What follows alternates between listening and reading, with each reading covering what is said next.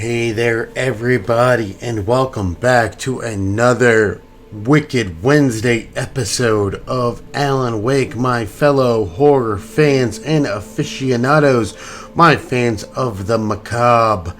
If you are enjoying this, please leave a like, comment, and subscribe down below.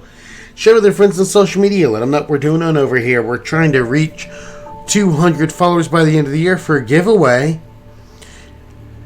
And as always, grab your favorite beverage, turn out those lights, grab your favorite snack, close those blinds, start in those headphones, sit back, make the mood spooky, and let's get into the action, shall we? Alan Wake.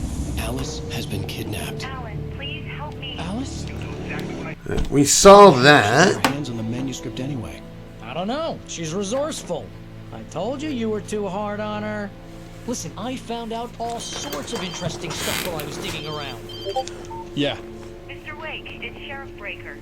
We have an FBI agent here, Agent Nightingale. FBI. He is... Hope you're all doing well today. You'd better come to the station. Okay, I'll be right over, Sheriff. Let's make this quick, huh? We're picking Howdy, up. folks. Name's Randolph. I'm the manager. We're looking for Rose. Works as a waitress down at the diner. Rose, sure. Nice girl. Who wants to know? I'm Alan Wake. The writer, huh? I heard on the radio you were visiting. Well, I'll show you her trailer. That Rose, she's a nice girl. Always pays her rent on time. As I was saying, Al, I found all sorts of weird stuff from the local newspaper's archives. This place is crazy. Disappearances, mysterious deaths, urban legends come true, and get this, most of this stuff takes place around Cauldron Lake. Well, you ain't wrong, mister. The Indians thought the lake was a doorway to the underworld. I'm the God-fearing type myself. I don't hold with that sort of thing. Yeah, okay. Anyway, there was an island there owned by a guy called Thomas Zane. Now, some of the articles I found about him make him out to be a famous writer, but I ran a bunch of searches, couldn't find a single thing he wrote. Zane was heavily into diving, so much so that the place came to be called Diver's Isle. But the volcano under the lake erupted in 1970, and Zane went down with the island. Some nice backstory. Hope everybody's doing well today. Follow this manager. Sorry there has been no Layers of Fear. Been having some glitches with the game, but I have posted an update regarding that. I'm working on getting that fixed. Thought we could just walk into a random person's house.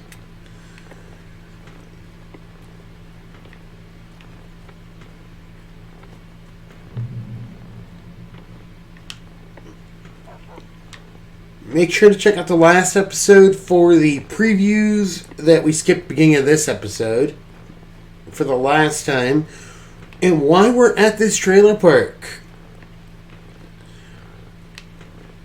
Rose says that she has some info for us, so we're going to... Yeah, how about that? It was there in the morning, as if it had fallen from the sky. But it would take a tornado to lift something like that. We're damn lucky it didn't crush any of the trailers. Actually, where my parents live, weirdly enough, a tornado came through their alley and did lift up somebody's boat.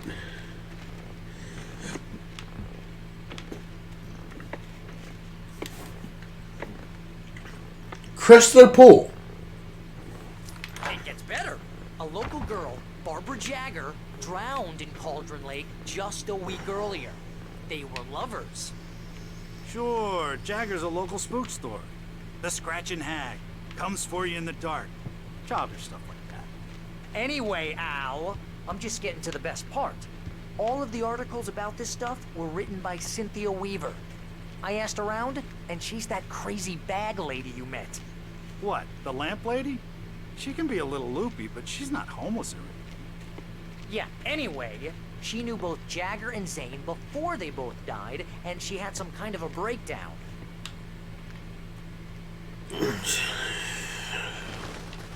Why are we going to a garbage can?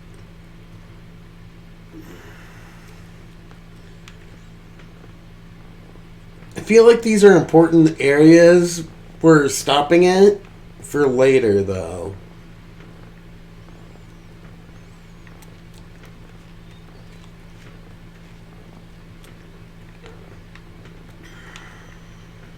Well, mister, this here's Rose's trailer.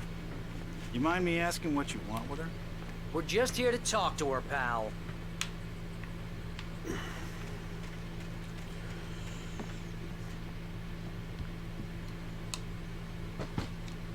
She's standing really close to that door. Welcome to... Oh dear, Mr. Wake. I'm so glad you're here. Rose, you have my manuscript? Oh. Oh, yes. Yes. Please, come in. Hey, this is really I wouldn't good. trust that. Rose, Yes, my manuscript. I really need it. I understand. I know what you need. A muse to inspire you. Oh, for Barry. She doesn't have anything. Yeah, hey, Al? Al, what's... Oh... Barry! What? What?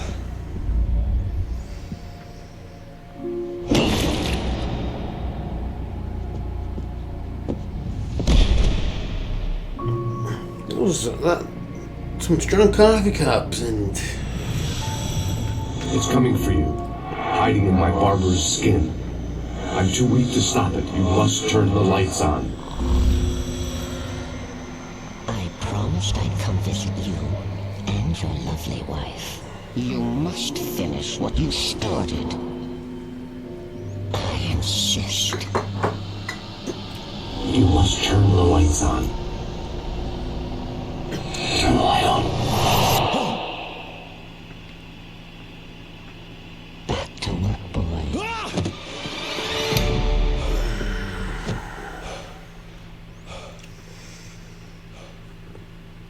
That would freak me out, honestly. I felt nauseous, hungover. Only anger kept me going. I can't tell reality from dream anymore, but it seems I have an imaginary editor to help me. She's an old woman in a funeral dress. I call her Barbara Jacker. She's very strict. I'm writing faster and faster. My manuscript is being heavily revised. The edits are getting very aggressive, and each day there's less of me and more of her. I hate it, but I know she's right. She promises me I can save Alice this way. She knows more of this than I do.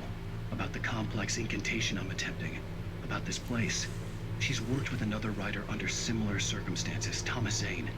The genre of the story seems to be shifting. It's turning into a horror story. I'm getting close. I can feel it. Rose took a day from me. I had less than 12 hours left to meet the kidnapper. All I could do was get Barry into the car, work something out once I got on the road.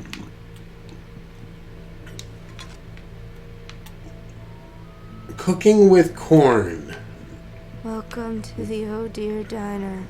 What can I get you today? Coffee? I couldn't work up much hate for Rose. Something had used her to get to me and left its mark. First refill is free. Milk and sugar on the counter there.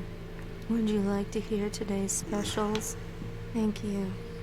Have a nice day. Come back soon. Well, I don't think I can lift up Barry. My gun and flashlight were gone. I'd have to find a way to get Barry into the car as quickly as possible. There was no time to waste. At the end of today's episode, we're going to go over the manuscript pages from last time and this time if we collect any.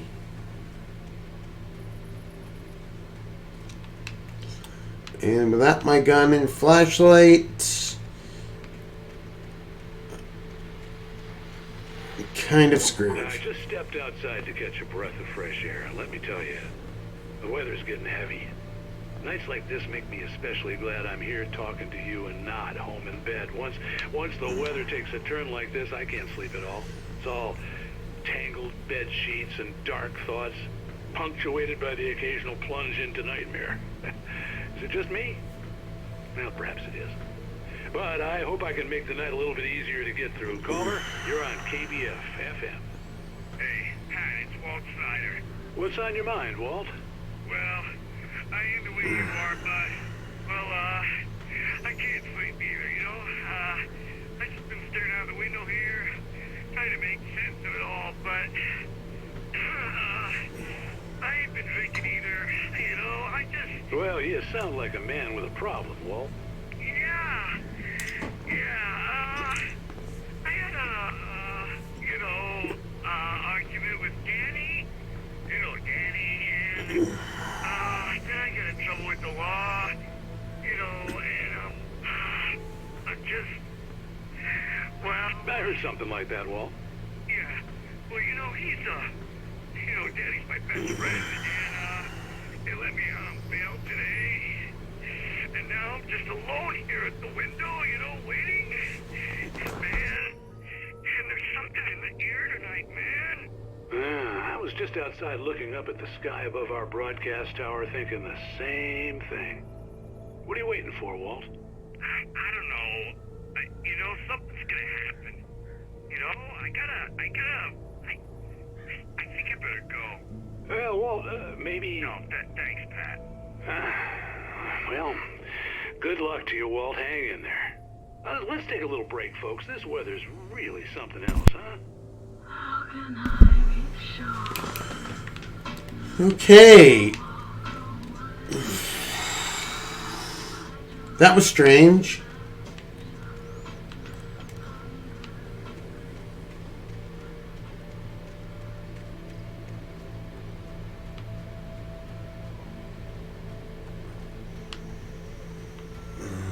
Oh, you're gonna get it now.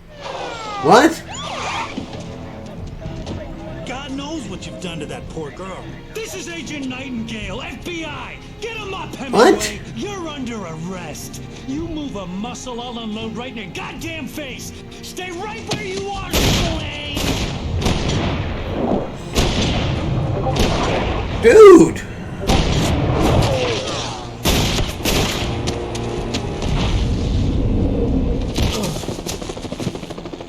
What are? I'm standing right here, you goddamn maniac! Yeah! And now I am... to leave Barry behind, but there was no way I'd miss my appointment with the kidnapper. Give it up, Mr. Wake! Come on! Take it easy! Get after him! Don't let him get away! Move it! I'll have a shot when you let him get away! I'm running through the fog unarmed. Hopefully we can find some weapons. To protect or something to protect ourselves.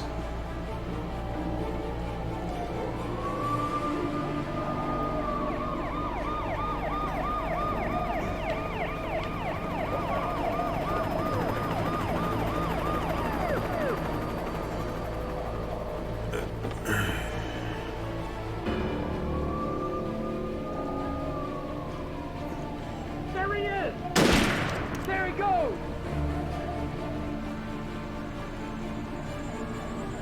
Okay, Ben. Keep your eyes peeled. He's gonna try to make it go.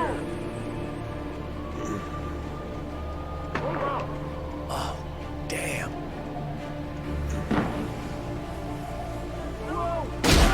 Ow!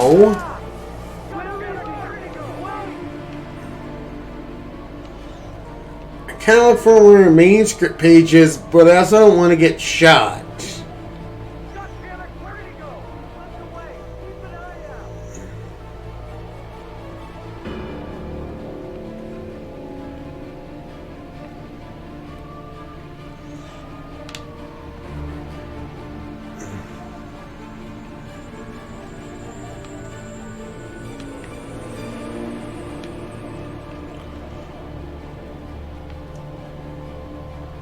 This is tense.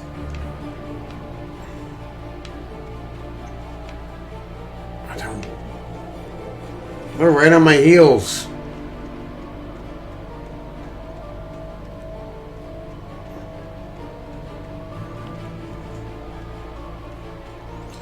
Ooh, manuscript page.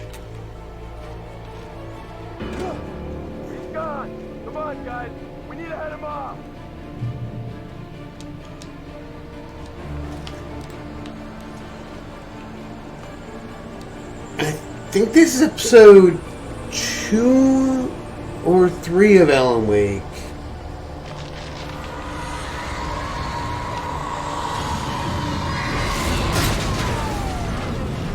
What?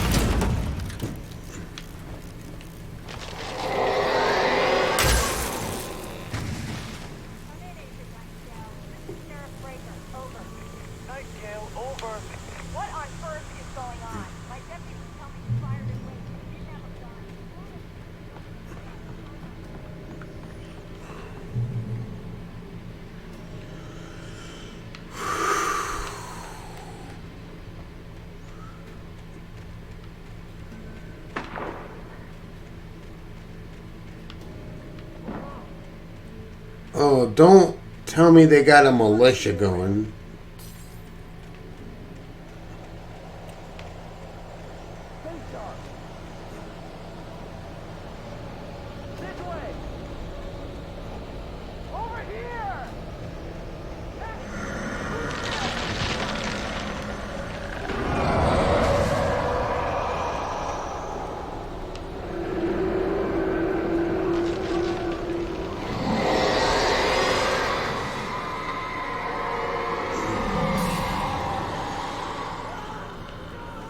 Okay, no, I want the light. This horror was everywhere I went, circling me. The cops didn't stand a chance. They were after a writer, not a monster. Telling me that geek writer just took out my deputies? Are you kidding? I mean, have you seen this guy? He wears a clean jacket. Over. He's the guy we're chasing. If it's not him,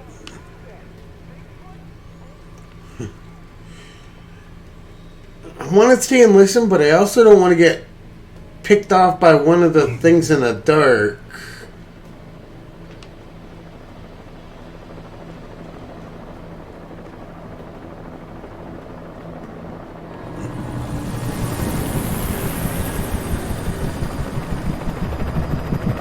You on the ground. Hold it right there. There's nowhere to run. Freeze!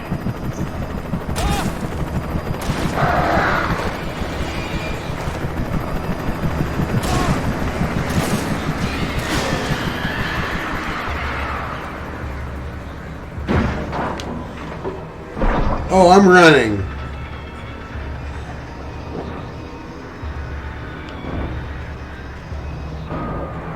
I don't think the moonlight's gonna really help me much against these things, because a bunch of crows just took out your chopper.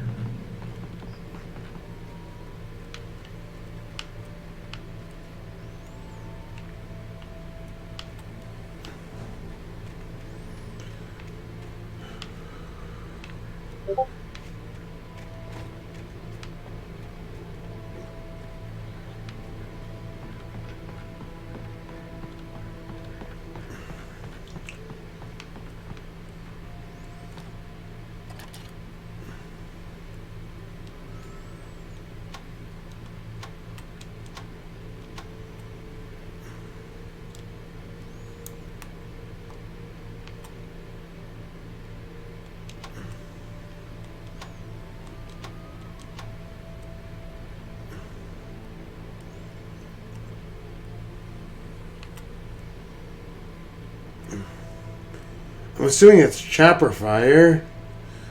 Looks like there's a gas station over there. The river, road, train tracks.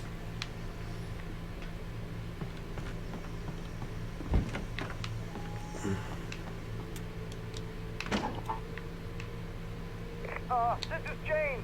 Mulligan, Thornton, come in. Over. Thornton here. James, we got both Wheeler and Rose in custody. They didn't put up a fight or anything. Why, they were... Hey, come on! Sit down and give me that. James, Mulligan here. Over. Go ahead, Mulligan. Over. We got Wheeler and Rose here. Wheeler's drunk or hopped up on something. Speaking of which, that Fed had a pretty distinctive whiff of load of scotch about him, you know what I mean? Over. I don't have anything on that, Deputy Mulligan. Over. Well, whatever. Anyway, Rose is just being plain weird here. You better get Doc in to take a look at both. Over. Gotcha. You better get them here quickly. The Fed's gonna want to interview Wheeler. Over. Oh yeah, I bet he does. Looks like they have a lot in common. I'll look it out. Okay.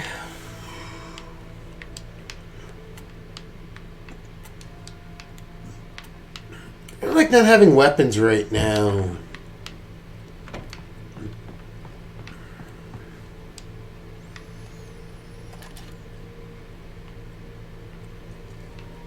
I could see the lights of the radio station in the distance.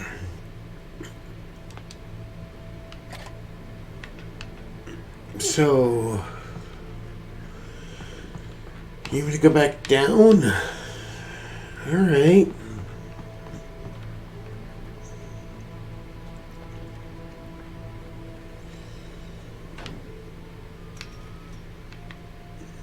One last cursory check.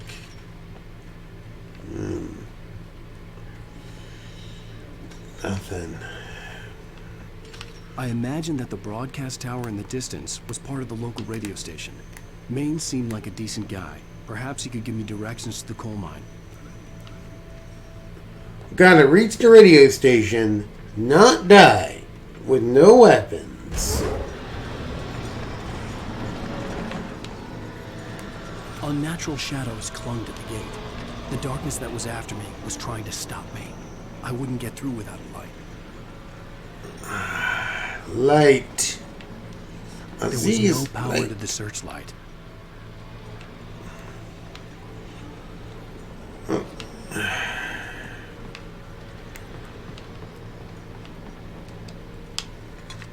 Coffee. I'll gladly take that.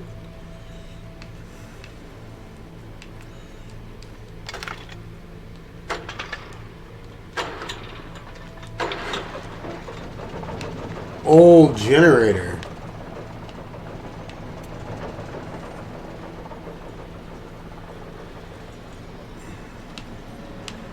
Where's that searchlight? Alright.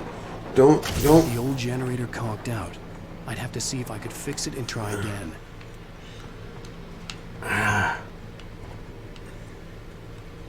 Come on, generator. You can do this.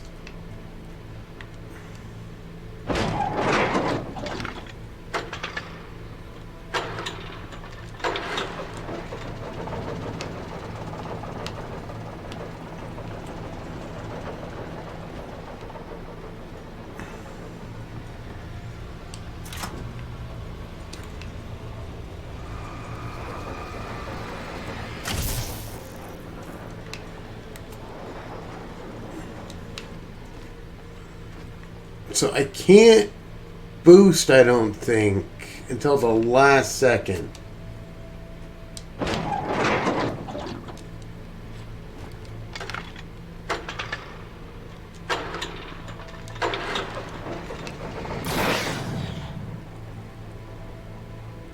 Nice. We got that gate down, but we don't know what's waiting for us beyond the gate, and we are unarmed, folks.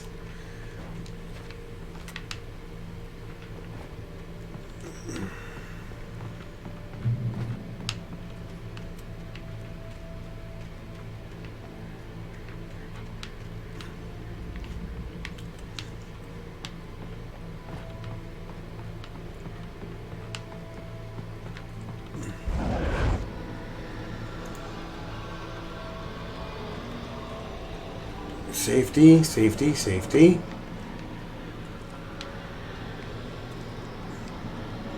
Flashlight. Good. Done? No.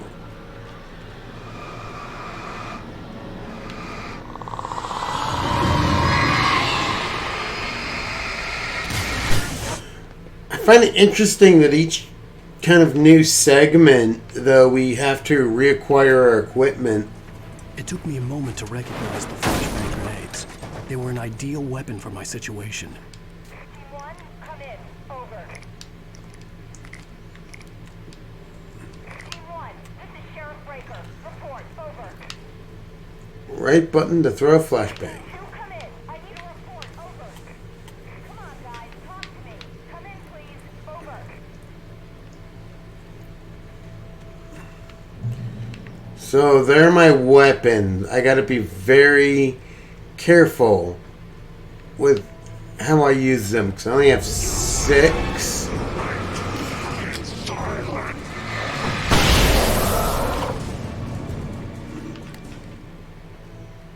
So I gotta let them get in somewhat crowded. Ah!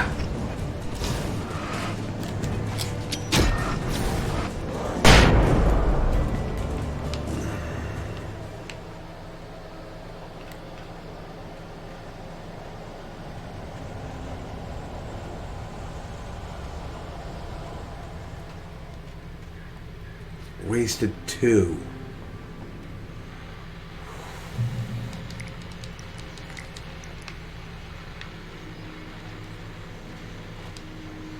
And here's another call. You're on KBFFM with Pat Maine. It's Milt Peabody, Pat. What's on your mind, Milt? Well, I live near the trailer park, Pat, and there's a big ruckus going on over there. Well, that's just up the road from me, too. What's going on, do you know? I don't know, but there's a bunch of police cars there, lots of sirens, a helicopter buzzing around, and I think I heard some gunshots. Gunshots? Yes, sir, like from a pistol. So can you find out what's going on? Because it's just next door and they're popping off guns there. They're still shooting? No, it was maybe 10, 15 minutes ago. It sounds serious, Pat. I'm telling you, it don't sound like no party. Well, I'm certainly going to give the station a call, Milt. Okay. You'll hear it here as soon as I hear from them. Okay, thanks. Alright.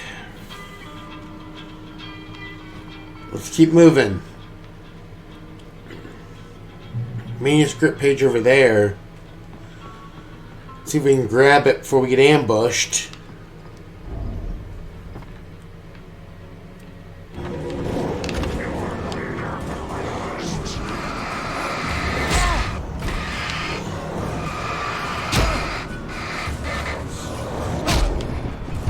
Oh! Okay.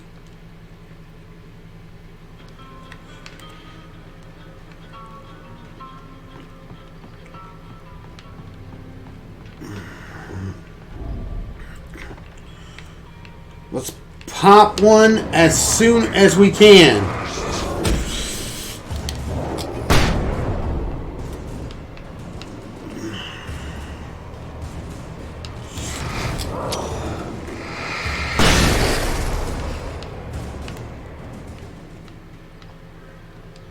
I meant to pop 1, not 2. But these things happen.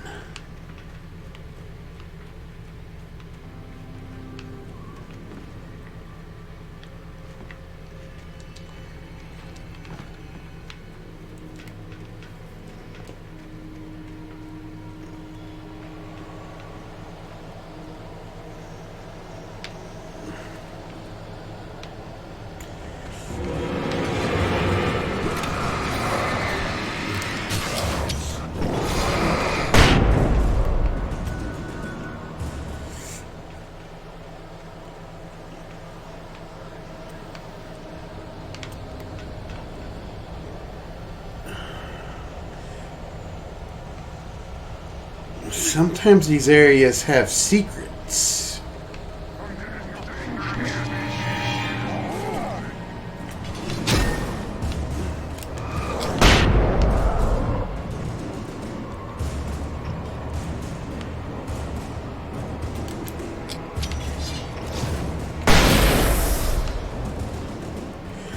Alright, I've got 3 left, so it's a run and gun mission now.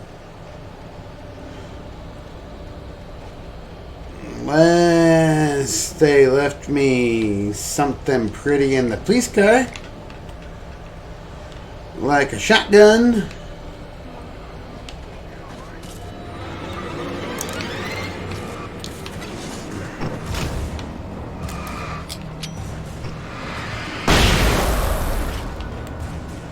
They did not.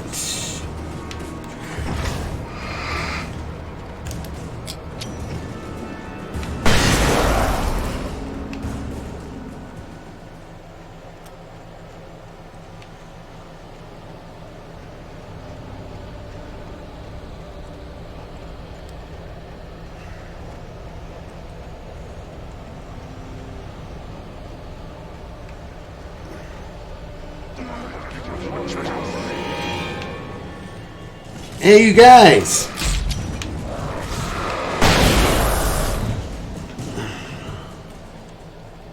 Yeah, I wasn't thinking about running and gunning.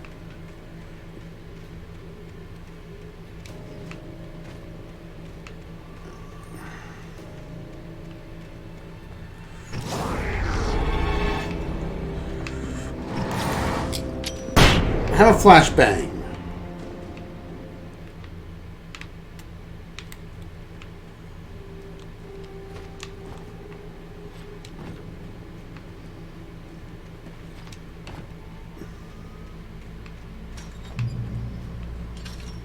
I hope Maine could lend me a car to get to the coal mine.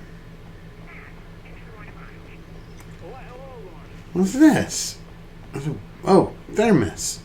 Hi, Thermos. I don't know what they're for, but they just seem nifty to collect.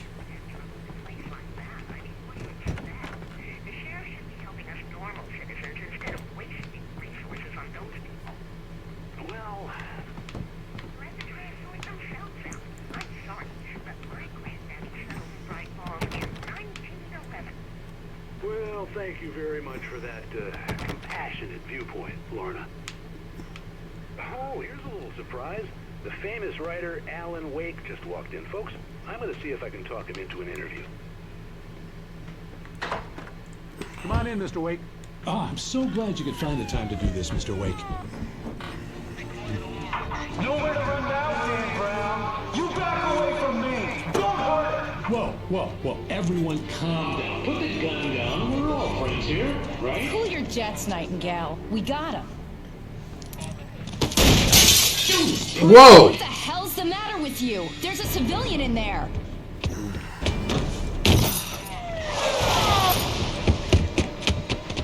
That is not the proper procedure, I'm pretty sure. Ow.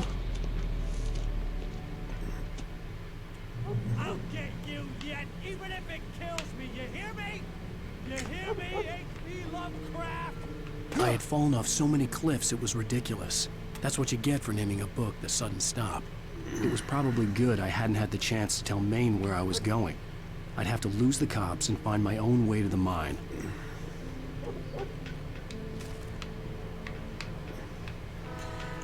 And I'm sitting on 2 flashbangs. With no gun.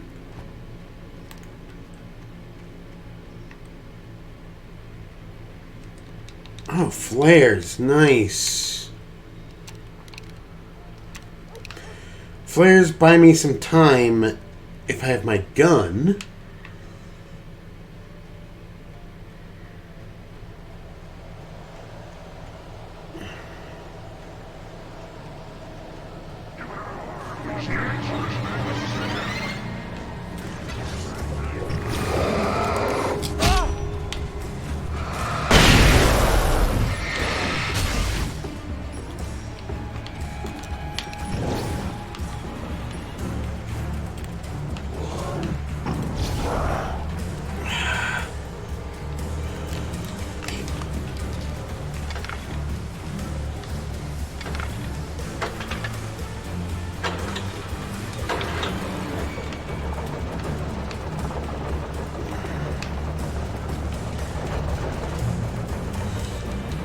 Oh, I got my revolver back.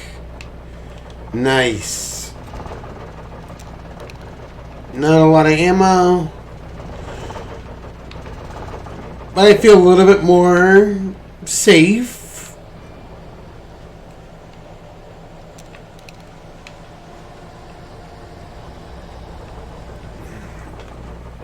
I think this will be a good point to end the episode. Let's check through the manuscripts, because episode 2, we didn't get to listen to all of them. On more than one occasion, Alice had tried to explain to me how it felt to be afraid of the dark. To her, darkness wasn't simply the absence of light, but something more tangible than that. It was something you could touch and feel. Worse than that, it was something with a mind of its own, something malicious and malign. For her, things changed when they were wrapped in darkness. They turned into something else, something foreign, and nothing was safe or innocent anymore. I'd never really understood what she meant, until now. The night had been one desperate situation after another. I was exhausted, and my body felt as though it had been chewed up and spat out. The flashlight was heavy in my hand, and each pull of the trigger sent a painful shock up my arm. But I was finally out of the woods and things were looking up. That's when I heard the chainsaw.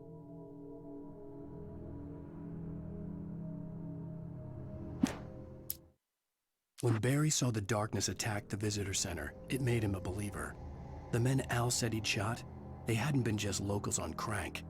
Somehow the world had changed, like the channel had been switched without warning. You think you're watching a sitcom, and you're really watching a horror show.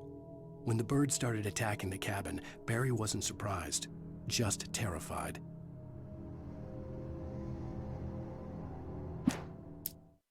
The FBI agent's command froze me in place. I considered surrender. It was all falling apart anyway.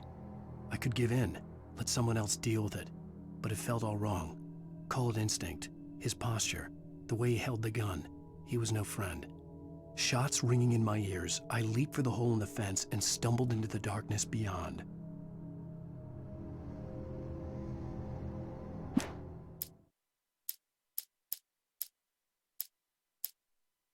The logging site was a mess. The modular office had been pushed off the cliff. Deputy Thornton climbed up from the wreckage excited, breathing hard from the exertion. Nobody there. It's weird. Don't you think that's weird? Bored, Mulligan let out a mighty snort. Hell, it's always weird, Thornton. Just a question of sorting out what kind of weird it is this time around.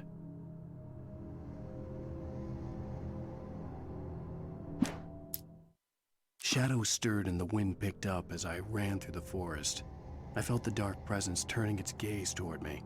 Then the moonlight was blotted out by dark shadows that raced violently across the ground, moving too swiftly to be natural. Darkness gathered between the trees and melted again to reveal the taken. No natural path had brought them here.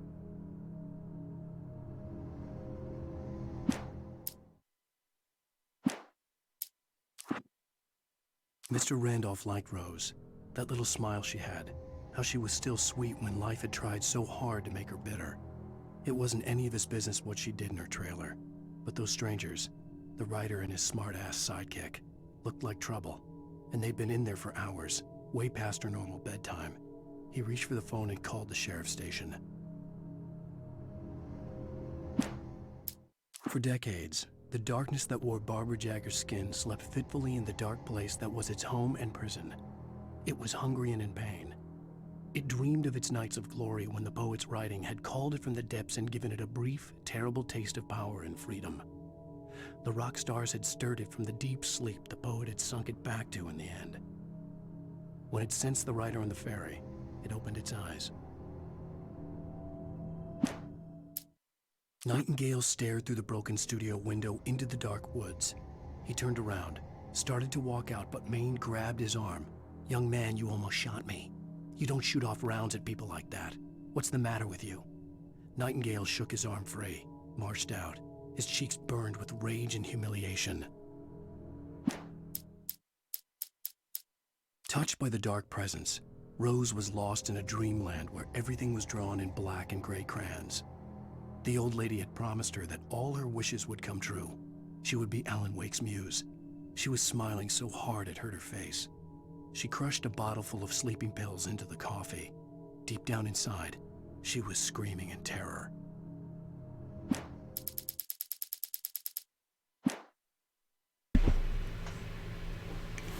And that is all the pages we have currently found. The tale of Alan Wake is indeed interesting one, folks. But that's where we're going to wrap today's Wicked Wednesday episode up. If you did enjoy it, please leave a like, comment, subscribe down below. Share with your friends on social media. Let them know what we're doing over here, working on reaching 200 subs by the end of the year for a giveaway. And as always, I'd like to thank everybody for hanging out with me on this journey. I'm your host, Callan Hale. Please make sure to hydrate. Medicate if you have to. Eat some good food. Be kind to yourselves and be kind to each other. And don't let your dreams just be dreams. Make them a reality. Don't make them nightmares like the dreams of Mr. Wake here. I will see you all in tomorrow's episode for Terrifying Thursday of Alan Wake.